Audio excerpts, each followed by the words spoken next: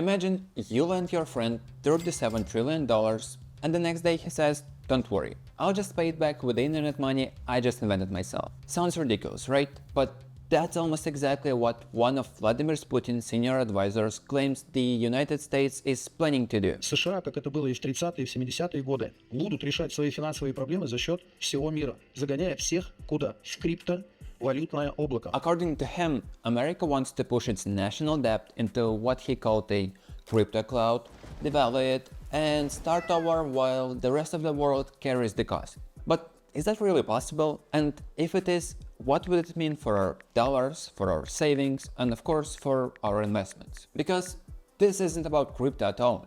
It's about who ends up paying the price when America decides to fix its problem. So here's the uncomfortable truth. The US national debt is now around $37 trillion. That's like giving every single person on earth a 4,500 credit card bill. Now, normally when you borrow, you're supposed to either cut your spendings or earn more.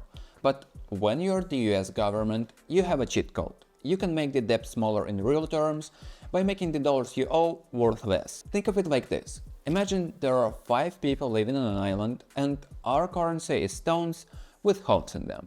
And we only have 50 stones in total. Now, suppose someone borrows all 50 stones to build, let's say, a casino.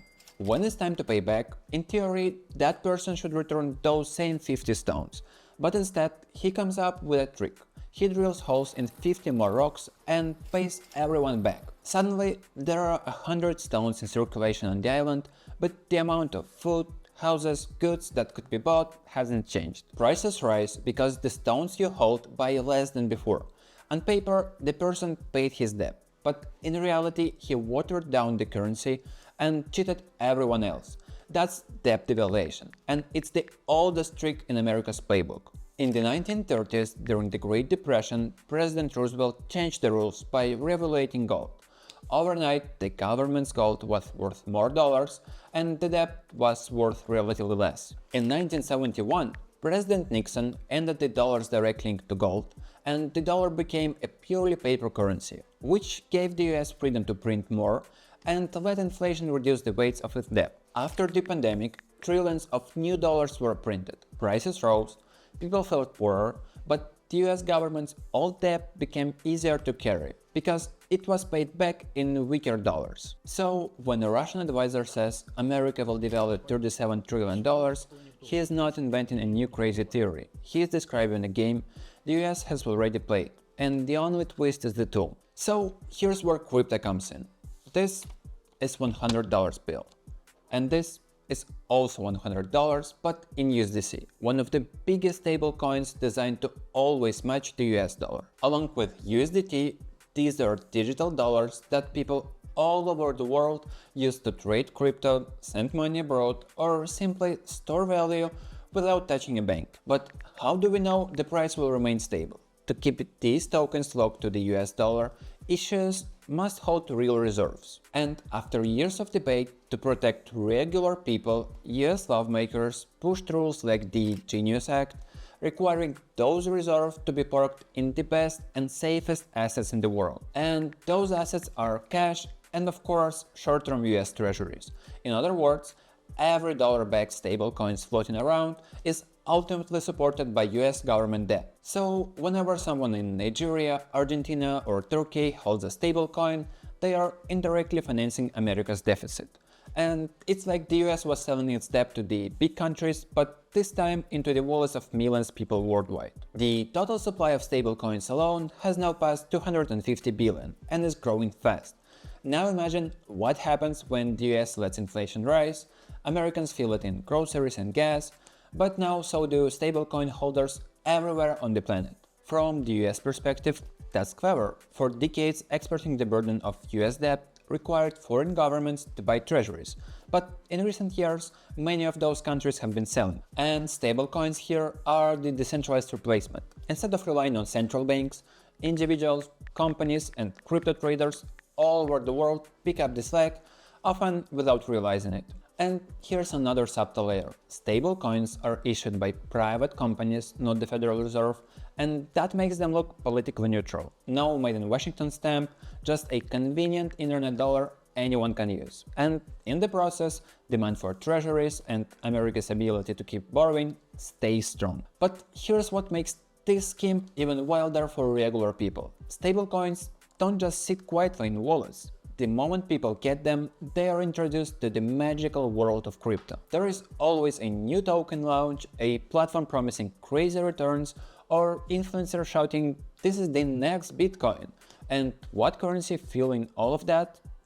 Stablecoins. From a debt perspective, it's almost perfect. America gets global demand for its treasuries, while ordinary investors end up holding the bag on tokens that might collapse to zero. So America doesn't actually need to move 37 trillion into crypto cloud. The scheme just runs by itself as long as people keep moving their stablecoins into riskier and riskier bets. But this sounds like conspiracy theory, right? The US cannot actually get people all over the world to gamble on crypto unless it has a way to push market in the right direction and make sure everyone hears about it. And yeah, speaking of the headlines, on paper, US officials don't hold big piles of Bitcoin and deny any plan to buy it with taxpayers' money. No Treasury Department is out there announcing giant purchases. Yes, there was the Bitcoin Act suggesting that America should build a reserve of 1 million Bitcoin over time, but so far it's just talk, no action. Looking closer though, you'll see private companies already doing what governments won't admit to. Take MicroStrategy. It turned into a massive Bitcoin vault, now holding over 640,000 Bitcoins worth billions. It's practically half Bitcoins US plan to acquire. And there are more companies like this. One by one, American corporations are stockpiling and legitimizing Bitcoin in ways governments say they won't. So what if the US government doesn't need to buy Bitcoin at all? What if it simply lets American companies do it first? That way, Bitcoin remains inside the US system and the government still benefits from the rising value of those companies, all without ever spending taxpayers' dollars. And if Bitcoin really does become a strategic global asset, Washington could always step in later, just as it once asked to hand over the gold in the 1930s. I hope not. Yeah, just kidding, just kidding. So this is one of the classic tricks in the US playbook. Innovation starts privately, and once it grows too big to ignore, it gets folded into national strategy. So here's the grand scheme. It starts with US dollars. Those dollars get locked into stablecoins, which already spreads America's debt across the world. But it doesn't stop there. Those same stablecoins will become the fuel for the crypto markets.